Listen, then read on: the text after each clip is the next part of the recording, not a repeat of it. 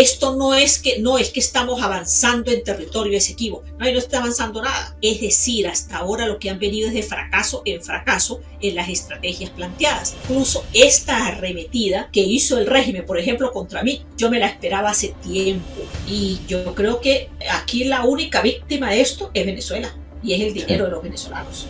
Bien, ahora como parte de nuestra entrevista, en esta oportunidad tengo el placer de contar con la presencia de mi colega Sebastiana Barraez. Sebastiana es periodista de investigación y además forma parte del portal Infobae. Muchísimas gracias por aceptar esta invitación y bienvenida. Gracias, Ricardo. Un saludo a ti y a la audiencia. Bien, Sebastiana ha estado en estos días, en esta semana pasada, en el ojo del huracán junto con otros colegas y comunicadores y youtubers, porque el fiscal del régimen, Tarek William Saab, la ha incriminado a ella, según las declaraciones de Samark López, con lo que vendría siendo la trama de corrupción o de PDVSA Cripto, lo que se llamaba PDVSA Cripto. Lo curioso del asunto es que una serie de periodistas que han sido incriminados, entre ellas periodistas del portal Armando Info, que por cierto estrenaron el día de ayer, 14 de mayo, un documental excelente sobre el tema de la corrupción de Alex Saab y la corrupción de alimentos y cómo esto se gestó, y que está buenísimo. Está en PBS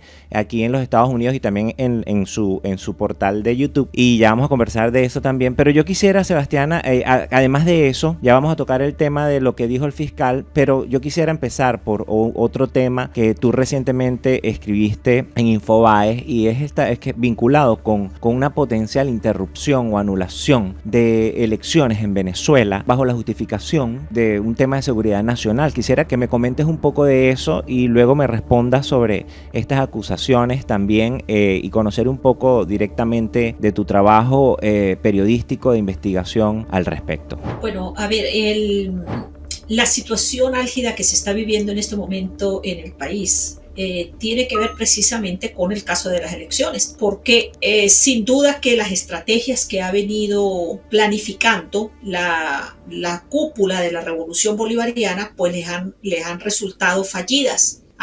Intentaron impedir las elecciones primarias de la oposición, se dieron de manera exitosa, aun cuando ellos no hayan respetado la decisión de esas elecciones.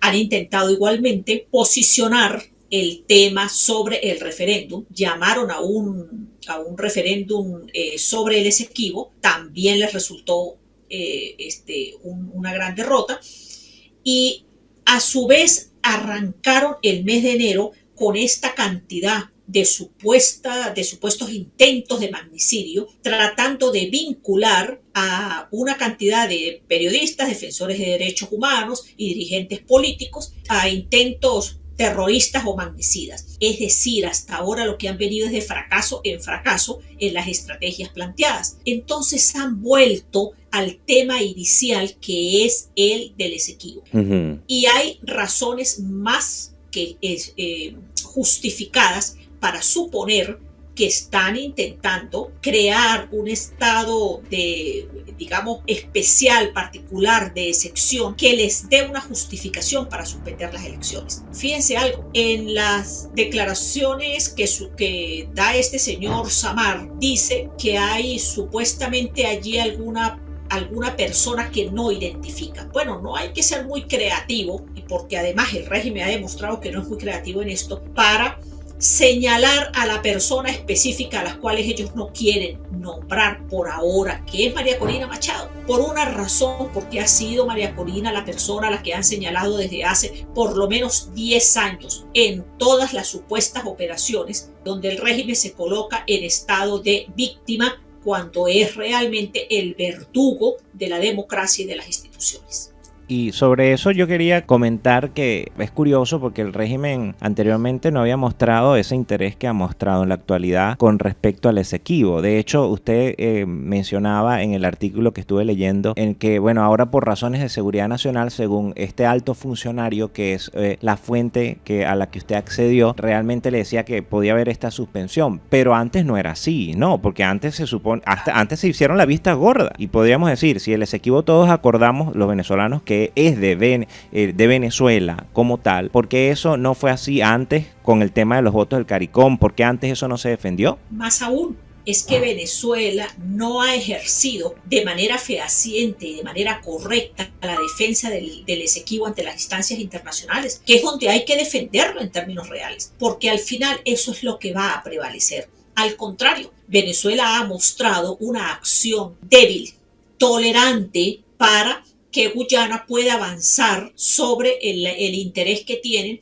sobre el Esequibo. Y el mejor ejemplo de eso, Ricardo, es que fíjate cómo Venezuela sigue apoyando a un país como Cuba, le sigue dando recursos, le permite la presencia abusiva de funcionarios cubanos en instituciones venezolanas, cuando es claramente establecido el interés y el apoyo que Cuba ha tenido con Guyana en el reclamo sobre el Esequibo. Cuba no ha beneficiado a Venezuela en el justo reclamo, ha beneficiado a Guyana, y así lo ha hecho desde hace muchos años, muchas décadas. Incluso se hizo un acuerdo entre Cuba y Guyana para, digamos, una especie de sociedad para respaldar a Guyana en su reclamo sobre el Esequibo. Eso es contrario a los intereses de Venezuela, y aún así el régimen venezolano no ha dicho absolutamente nada al respecto sobre ese reclamo venezolano justo sobre el Esequibo. En la fuente le hablo de una presunta movilización de tropas y además la invitación de otra vez el alto comisionado de la ONU y al mismo tiempo vamos a decir observadores internacionales, etcétera, como vamos a decir la observación internacional de Europa, pero ya de la Unión Europea. Ya sabemos que el día de ayer la Asamblea Nacional aprobó, vamos a decir, anular esta invitación, porque después de que la Unión Europea retirara las sanciones, entre ellos a Elvis Amoroso, ellos pidieron que se retiraran todas las sanciones y eso para ellos fue una ofensa, ¿no? Ahora no está la Unión Europea incluida en esta observación. Quería que me hablaras un poquito de cómo es de esta estrategia que según la fuente te comenta de esta publicación reciente, basada en esta movilización de tropas, porque incluso haces una comparación con incluso Rusia. Me hables un poquito de esa estrategia que viene usando el régimen más allá del tema político, el tema geopolítico o militar. ¿Cómo se aborda? Sí, el régimen venezolano ha venido utilizando el argumento militar para el caso del Esequibo. Es importante cómo han desplazado, no solamente ahora, lo hicieron el año pasado también, a finales del año pasado, una cantidad de tropa alistada hacia esta zona que está en el límite con el territorio Esequibo, y además desplazaron maquinaria, desplazaron equipos, desplazaron armamento, y siempre con el argumento de que supuestamente hay un intento de agresión por parte de los Estados Unidos en connivencia o asociación con Guyana para atacar a Venezuela. Ahora bien, ¿por qué en estos momentos es tan importante esto que ha hecho, que está haciendo el ejército venezolano? Porque resulta que, entre otras cosas, primero tienden un puente, que es un puente de guerra, allí en la zona de la isla de Anacoco, que de paso Venezuela ha hecho presencia como soberanía en la isla de Anacoco desde el año 66. Es decir, esto no es ahora que estamos haciendo acto de presencia en ese sitio. Incluso en ese lugar hay una dependencia militar del ejército venezolano. Es decir, hay una instalación militar venezolana en la isla de Anacoco. Muestra de ello es que además diputados de la Asamblea Nacional del 2015 fueron hasta ese sitio. Yo entrevisté a algunos de ellos ahí, de las personas que acudieron a hacer acto de presencia y a colocar allí una bandera y demás, y tomaron una foto. Creo que la propia María Corina Machado en esa oportunidad estuvo ahí. Entonces, esto no es que estamos avanzando en territorio Esequibo. No está avanzando nada. Aquí lo que se está poniendo lo que se hizo fue una puesta en escena para hacerle creer al país que realmente se está avanzando sobre territorio Esequibo, que no es así. Pero más preocupante aún es el hecho, y yo creo que ahí es donde precisamente el oficial que entrevistamos pone el acento, y es que hubo todo un escenario, muchos videos, todos los medios de propaganda del régimen hicieron énfasis en esta ubicación de un puente de guerra, que no fue que construyeron una obra allí ni nada por el estilo, colocaron un puente de guerra. Y digamos que uno se pregunta ¿eso es realmente una defensa del territorio y la soberanía? Pues yo creo que no. Yo creo que no, porque es que precisamente la Fuerza Armada Nacional no ha demostrado en los últimos años ningún intento real de defender el territorio y la soberanía, no solamente en ese lado de la frontera venezolana, sino en ninguna de las fronteras del país, ni occidentales, ni del norte, ni del sur, ni del oriente del país. Ahora, con respecto al tema, vamos a decir, desde el punto de vista político, también estuve viendo allí que se ha usado el tema de la conspiración. Sabemos que hay implicados en un supuesto plan para supuestamente asesinar al presidente, magnicidio. Hay líderes políticos que están siendo perseguidos y acusados de... Hay unos que están obviamente secuestrados por el régimen como parte del equipo de María Corina, otros que están refugiados en una embajada con un salvoconducto que no se les da. Acusan ahora a un grupo de periodistas y comunicadores, dentro de los cuales está usted, eso fue la semana pasada, vinculándolos a esta trama de las que supuestamente, bueno, forman parte por una red de extorsión según Samar López, pero resulta ser que a todas estas también uno ve inconsistencias en otros aliados, como por ejemplo uno de los socios de Alex Saab, que está preso por el mismo régimen, pero Alex Saab está condecorado y bueno, él lo tiene en todo lo alto, ¿no? El régimen de Maduro, recibido con honores y hasta un cargo ya le dio. Entonces, desde el punto de vista político, ¿cuál es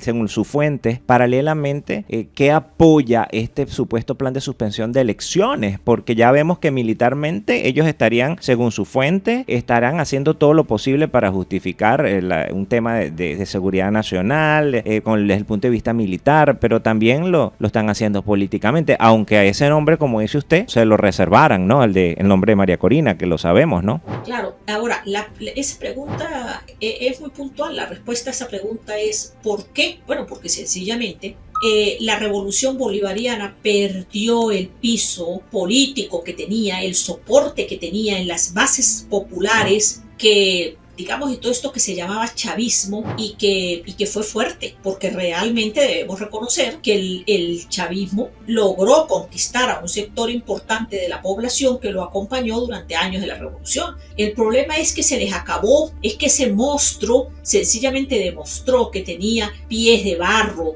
y que se está poco a poco diluyendo y que no tienen manera de volver atrás. Han intentado por muchas vías, fíjese, lo han intentado por la vía de la conquista, por la vía de la presión, por la vía de la amenaza, por la vía de las dudas. No han podido y cada vez es peor la situación que tiene Nicolás Maduro, Diosdado Cabello, los Rodríguez, para tratar de mantenerse en el poder. Están, por supuesto, en una situación muy difícil, pero hay una cosa que yo creo que ha sido fundamental para que lleguemos a esta conclusión, y es el miedo, porque el miedo no solamente abarca a sectores de la oposición, es decir, que han sido perseguidos, que han sido amenazados, que han sido encarcelados, que han sido torturados y algunos asesinados. Ese panorama en la oposición resulta que también está del lado de la revolución bolivariana. La revolución bolivariana se ha ido tragando a sus propios hijos. ¿Por qué? Porque como todas las revoluciones, no hay manera de que en ese cielo de la revolución hayan dos soles. Se mantiene uno solo, y el que tiene margen de negociación es Nicolás Maduro. Y Nicolás Maduro ha venido eliminando uno a uno a cada uno de esos personajes que les podían hacer sombra o que podían tener aspiraciones. Ya solo queda Diosdado Cabello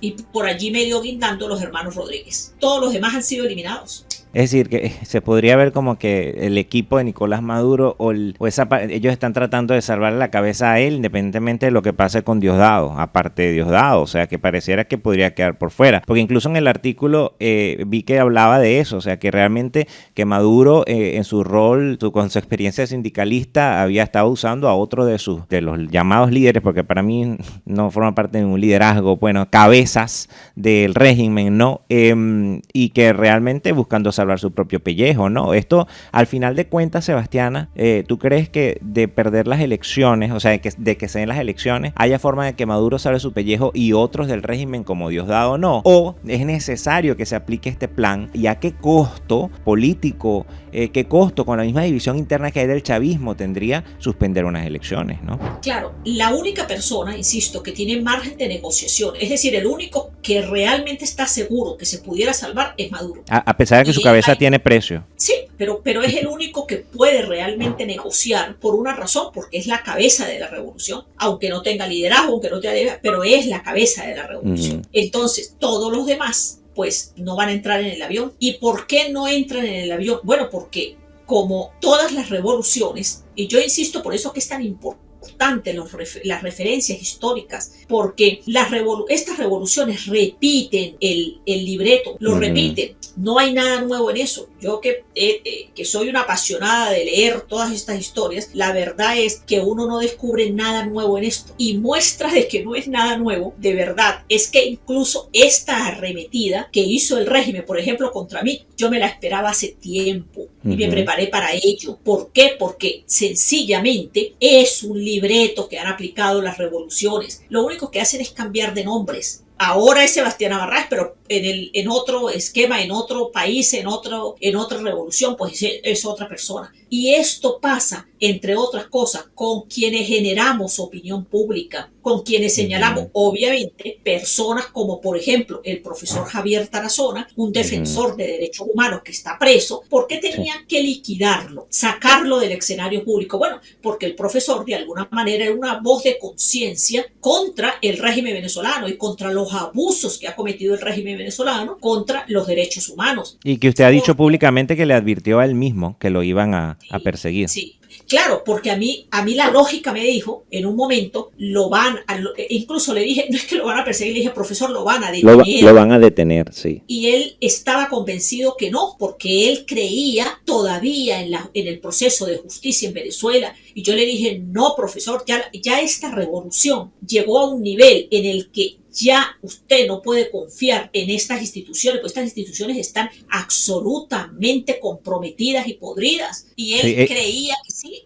Incluso él investigó, él fue y no tenía ningún caso supuestamente abierto en su contra, ¿no? Claro, se lo dijeron. El día que yo hablé con él se presentó al día siguiente al Ministerio Público y le dijeron, no, aquí no hay nada, no hay ninguna investigación. Y yo le decía, sí la hay, profesor, tenga la seguridad que la hay. ¿Por qué? Porque los organismos de inteligencia, tanto la Dirección General de Contrainteligencia Militar como el Servicio Bolivariano de Inteligencia, levantan expedientes de todo aquel que les resulte incómodo y van guardando su expediente ahí, y de repente el día que les convenga, porque necesitan agitar un trapo rojo para distraer a la opinión pública, o cuando necesitan, por razones de supervivencia del régimen, detener a alguien, pues sacan el expediente, ese expediente que tenían guardado ahí. Eso fue lo que pasó con el profesor Tarazona. Sí, ahora, Sebastiana, para cerrar este tema de una eventual o potencial o el riesgo de suspensión de elecciones, para que me hables un poco de la vinculación que están haciendo en tu contra, que me lo mencionaste hace unos minutos.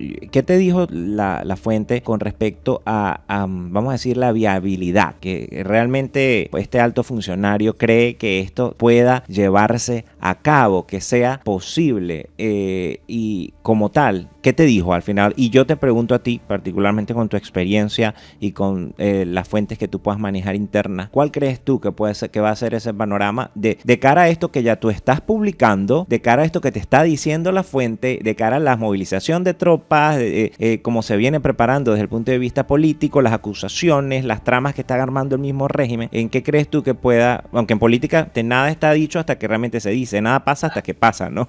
Exactamente. A ver, yo creo, insisto por eso en decirle a los venezolanos, pongan la atención en la zona del Esequibo, no pierdan de vista esa zona, porque cuando uno lee los discursos, cuando uno oye al ministro de la Defensa, Padrino López, cuando oye a Nicolás Maduro, al comandante estratégico operacional, Domingo Hernández Lares, y cuando oye a los comandantes de las REDIS, de la SODI, de la JADI, uno definitivamente tiene la seguridad, la certeza, y esto lo digo yo además por conocimiento de esta fuente que he manejado desde hace 30 años, de que aquí se está gestando una acción que va a tener el ingrediente militar sin duda, y esa acción va a ser bélica. Puede ser un enfrentamiento con Guyana, puede ser un acto efectista, puede ser un acto de provocación, no sé cuál sea, pero de lo que estoy segura es de que esos discursos, esas expresiones de que hay que recurrir a la ley que se aprobó hace un mes y pico en la Asamblea Nacional sobre lo de aquellos que consideran traidores por lo que hayan dicho sobre el Esequibo, el hecho de movilizar tropa y movilizar equipos, declarar Maduro que hay un acto de provocación de los estadounidenses por el sobrevuelo de aviones, que ha sido además un acto frecuente y rutinario, de la supuesta acción que hay, quién sabe, secreta y maquiavélica, dicen ellos, con sectores de empresas petroleras como la ExxonMobil. Es decir, todo está dirigido a crear un estado en la población de que algo está pasando en esa zona y de que nos van a atacar para quitarnos el territorio. Y por eso es que insisto, finalmente, que ahí es donde nosotros debemos colocar el acento y donde debemos estar ojo visor, porque sin duda alguna en esa zona es donde van a tramarlo. Recordemos también que esa es una zona, digamos, no poblada, porque uno pudiera decir, ajá, ¿y por qué no por San Antonio del Táchira y Cúcuta? Bueno, pues esa es la frontera más viva de América Latina, o incluso por el Zulia o por Apure. No, porque es que en esa zona precisamente existen varios factores. Uno, que hay un reclamo del territorio Esequibo. Otro, que la gran mayoría de la población tiene poco conocimiento de lo que ocurre en esa zona y que además pues no es precisamente una zona habitada. Ay, se me olvidó un detalle. Esa es una zona controlada, entre otras cosas, por el Ejército de Liberación Nacional, que tiene incluso sus propias alcabalas antes de, o sea, en la vía hacia la isla de Anacoco. Bueno, vamos a estar muy pendientes de las informaciones que se generen, por supuesto, pero sobre eso me imagino que la fuente no tendrá una certeza absoluta, ¿no? Lo que hay son panoramas, ¿no? De que se pueda dar o no se pueda dar una suspensión, pero el plan está en marcha, ¿no? Sin duda, claro que sí. Yo quería preguntarte sobre las inconsistencias del régimen, porque a mí me llama la atención mucho de que según el trabajo, por ejemplo, que ha venido haciendo Armando Info, y también se dijo incluso en el documental que se estrenó sobre el tema de la corrupción en la Venezuela de Maduro, una pauta peligrosa, el documental, decían que Alex Saab venía de hace tiempo trabajando como un doble agente, o sea, vulgarmente un sapo del gobierno de los Estados Unidos, pero pareciera que, según dicen ellos mismos, eso supuestamente no lo sabía Nicolás Maduro, pero ahora Nicolás Maduro lo tiene allí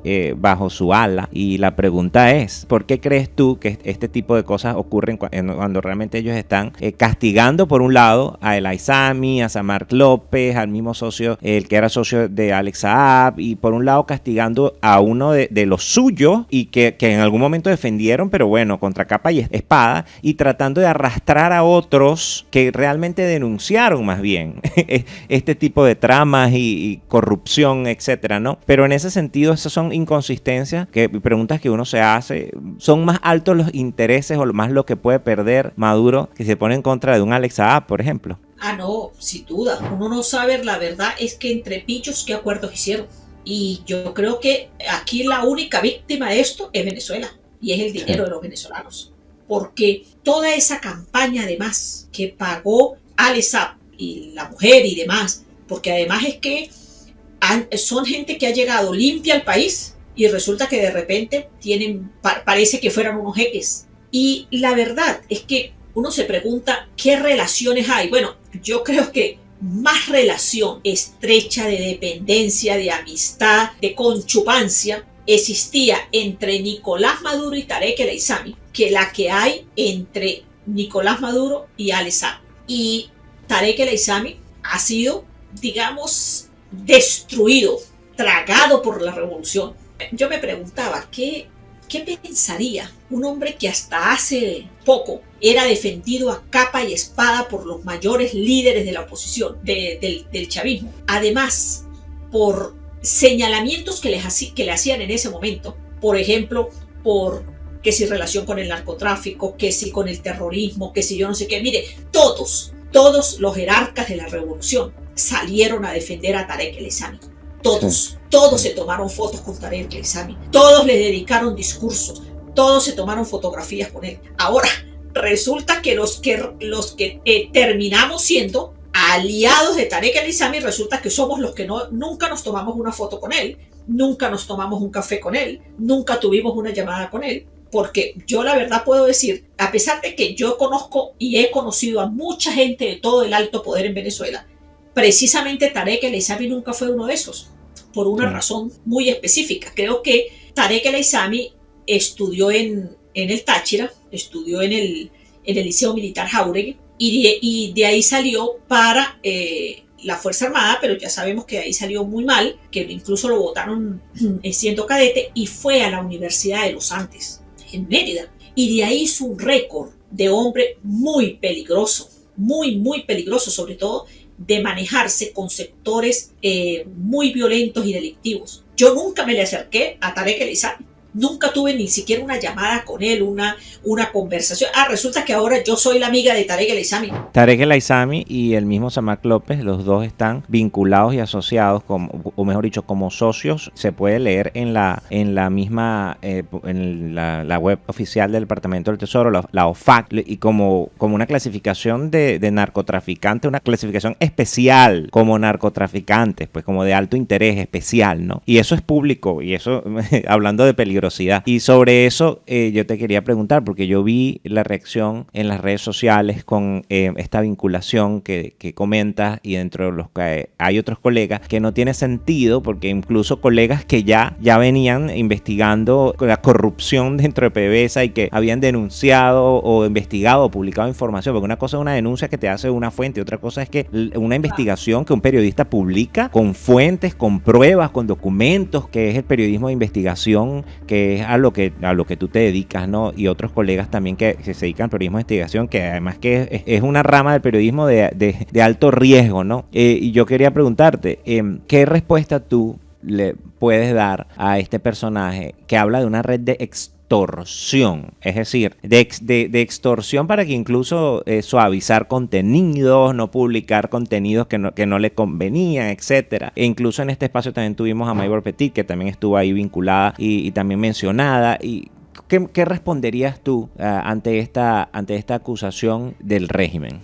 Mira, yo tengo muy claro no responder a delincuentes, porque es que si existiera alguna relación con ese delincuente, yo le respondería. Pero es que aquí a quien hay que responderle no es a Samar López, que es un delincuente, yo digo de bajo nivel, porque Samar López, yo confieso que yo la primera vez que oí a Samar López fue porque me dijeron, es el testaferro de Tarek El Aissami. Hace unos años. Yo no tengo mucha relación, la verdad, con la fuente de PDVSA o con las fuentes financieras, porque yo durante 30 años realmente mi fuente fuerte y específica siempre ha sido la Fuerza Armada y Frontera. Ese ha sido siempre, ¿sí? Y eso está ahí reflejado en todos mis escritos desde que empecé a trabajar en el diario La Nación en el Táchira, en Quinto Día durante todos los años y los que tengo en Infobae y en otros medios.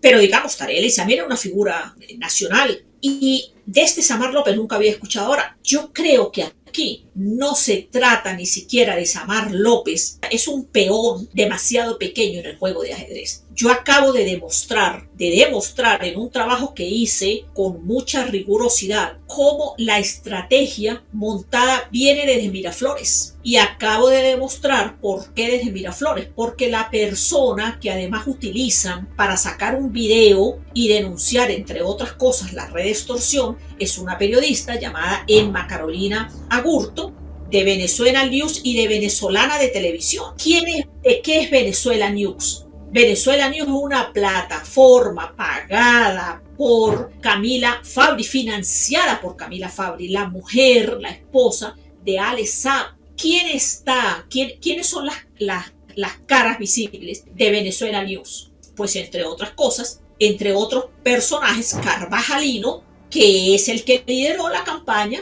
Free Ale Saab, y un individuo allí de apellido Dávila. Esas son las caras visibles, pero ojo, eso no son más que los otros peones del juego de ajedrez. ¿Por qué? Emma Agurto, que realmente debo considerar que yo ni siquiera sabía de ella, la verdad, porque no es una periodista de un área de mi competencia, digamos, que yo conozco más a periodistas del área política, del área militar, del área económica, quizás y demás. Pero Emma Agurto es la esposa del hombre que le lleva el maletín a Nicolás Maduro, chico, y que lo ha hecho durante años, porque este coronel Navas tiene en la Guardia de Honor Presidencial desde que estaba Hugo Chávez en la presidencia. Pero además, si había alguna duda, pues resulta que Emma Agurto sí se ha tomado fotografías muy cariñosamente con Tarek El Aissami. No hay fotografías de Sebastián Barraez con Tarek El Aissami, mucho menos Juan Almeida, que ya se murió por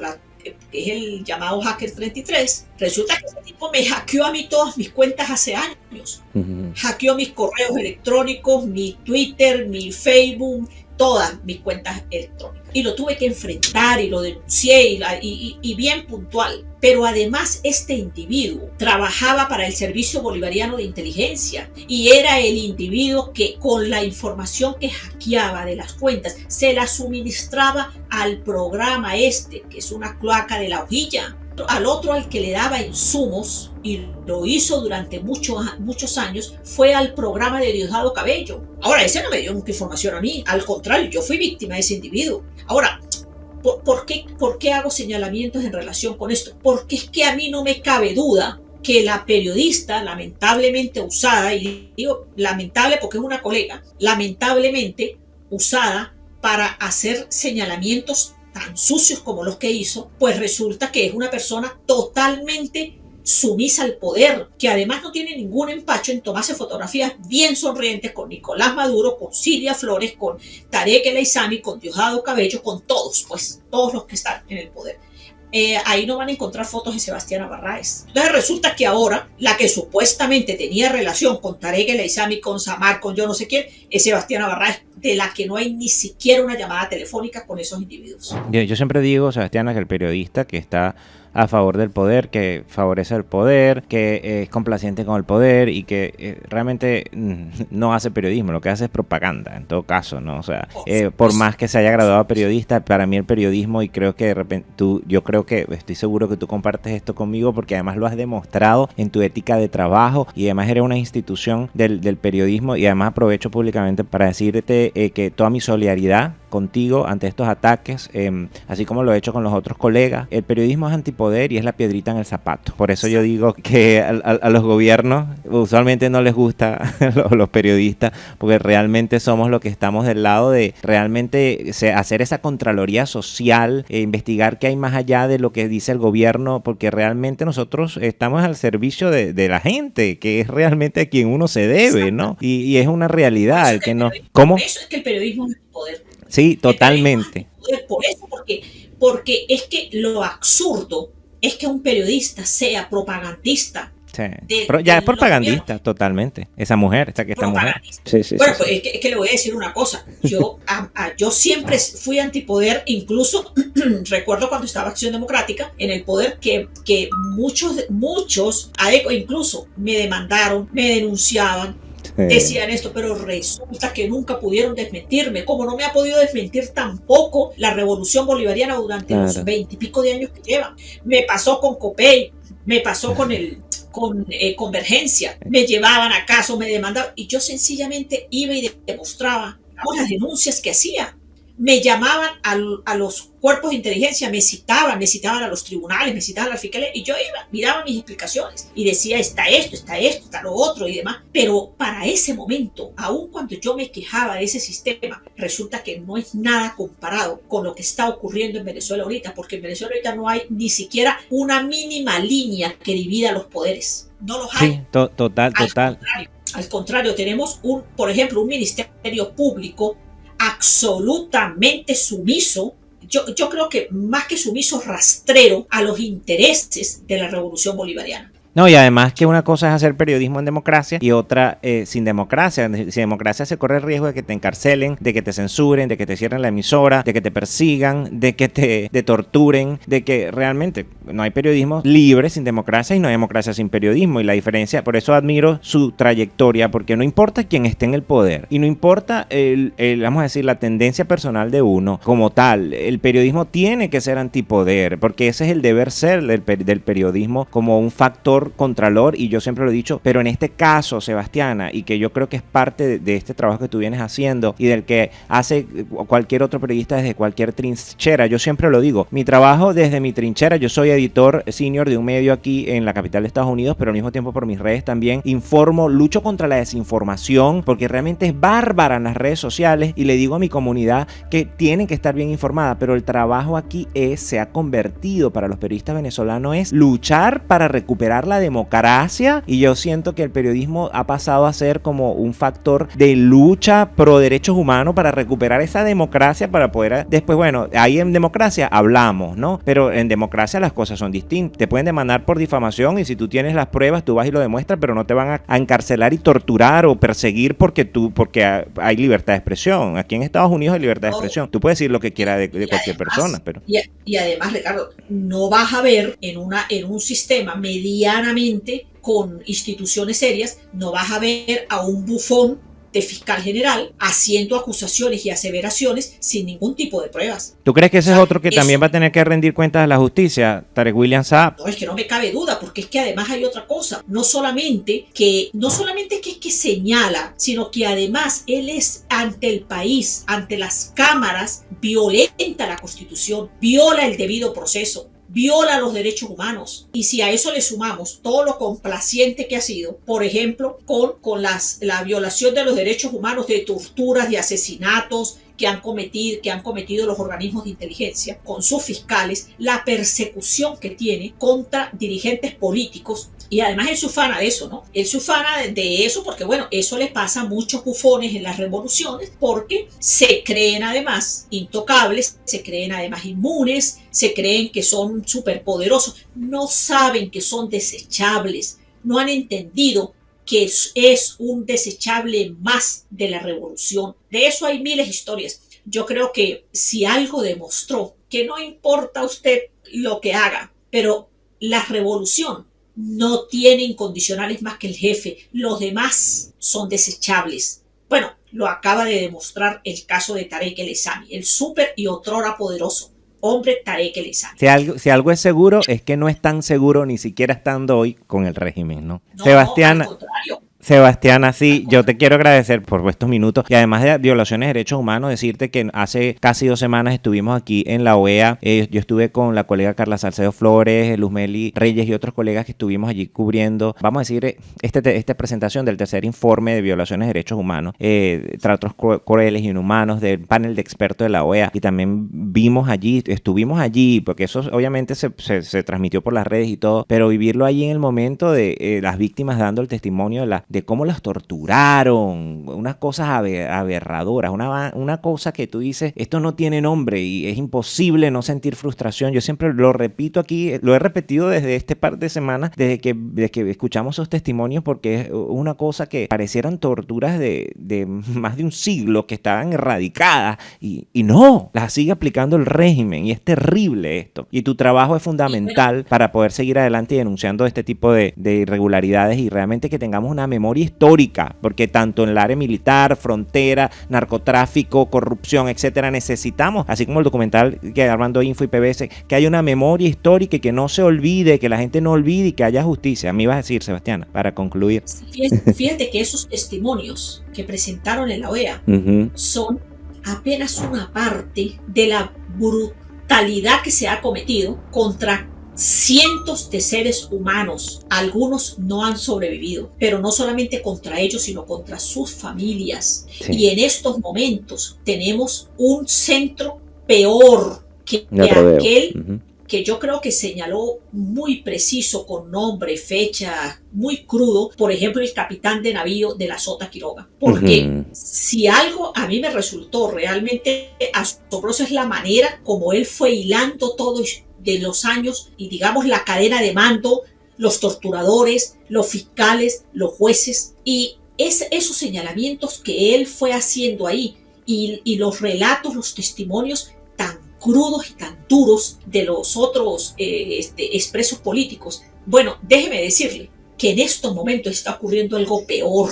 que es inimaginable, pero está ocurriendo algo peor, que es lo que está ocurriendo con los que están detenidos en la cárcel del Rodeo 1. ¿Por qué? Porque en la DGCIN y en el SEBIN, por lo menos con toda la situación que hubo, con todas las torturas y las brutalidades que hubo, se les permitía, por ejemplo, algunas llamadas telefónicas para que se pudieran comunicar con los hijos, con los padres, con los familiares, con los que tenían lejos. En el caso del Rodeo 1 no han permitido ni una llamada telefónica. Hay gente ahí presa de la cual no se sabe absolutamente nada, como el capitán Ángelo Heredia, que fue detenido en diciembre y su mamá y su hermana no han tenido ninguna comunicación con él. Y está ocurriendo algo realmente horrible. Estas personas no están recibiendo la alimentación requerida, han bajado muchísimo de peso, no están recibiendo mínimas condiciones para hacer deporte, para salir al sol, para ese tipo de cosas. Entonces, y tampoco les permiten ni siquiera comunicarse abiertamente con el familiar, abrazarlo, tener una conversación telefónica. No, todo está vigilado y supervisado. Es decir, eso es peor que un campo de concentración. Sí, bien. No, es que escuchamos testimonios y nada más el saber de que te envuelven en carpetas la cabeza para aislarte sensorialmente, de que tú no te dan acceso a un baño y que tú tienes que se hacen sus necesidades encima, de que realmente les dan un ayuno inducido porque los hacen pasar hambre por días, de que les meten chinches entre las uñas, los golpean, o sea, realmente esto es terrible y como dices tú es la punta del iceberg. Yo quiero agradecerte, Sebastiana, por estar aquí y agradecerte por tu trabajo y bueno, ponerte este espacio a disposición. Por aquí estamos a la orden, esperemos que podamos tenerte nuevamente y súper agradecido por compartir este tiempo conmigo y con mi audiencia. No, gracias a ti. De verdad, gracias por la solidaridad, gracias a la audiencia, y quiero además aprovechar de dar un agradecimiento por todos esos apoyos, por todas esas solidaridades. Realmente me han conmovido muchísimo porque he recibido llamadas de gente de diferentes partes del mundo, comunicación, cartas muy conmovedoras, y eso realmente es muy valioso. Uno no lo hace, yo realmente hago esto por convicción y porque además amo profundamente a mi país. Te agradezco muchísimo a ti y a tu audiencia esta invitación y bueno, que tengan buenas noches. Gracias, es un apostolado. Yo lo sé que el periodismo es un apostolado, lo vivimos, ¿no? Profundamente. Y a invitarlos a que vean el último video, el último trabajo que sacaste donde hablas de esta periodista, entre comillas, pero realmente que estuvo muy bueno. Yo lo vi y la forma en la que narras y expones los hechos me parece magistral. Así que váyanlo a ver en las redes de Sebastiana Barraez. En todas tus redes tú estás con el mismo usuario, Sebastiana. No, yo estoy en Instagram como Sebastiana Barraez y en Twitter estoy Sebastiana B de Bolívar, y en TikTok Sebastiana Sin Secretos. Bien, vayan y vean este último trabajo, Sebastiana, precisamente de esta vinculación del régimen y cómo ella respondió haciendo periodismo, que es lo que sabemos hacer, periodismo. Un abrazo grande y gracias por estar aquí, Sebastiana. Bien, conversamos con Sebastiana Barraez, quien es periodista de investigación, parte del portal Infobae, y quien estábamos hablando de este último trabajo de investigación que ella sacó vinculado con una potencial, vamos a decir, suspensión de elecciones en Venezuela que estaría planeando el régimen de Nicolás Maduro. Sus fuentes hablaron, sus fuentes fueron las que ella consultó para lanzar este trabajo, y además me habló de la vinculación del régimen en una supuesta red de extorsión en el caso PDVSA Cripto. Si usted llegó hasta aquí y llegó en este momento y no vio la entrevista completa, bueno, espere que termine este en vivo y retrocede la entrevista para que la vea completa sin pérdida.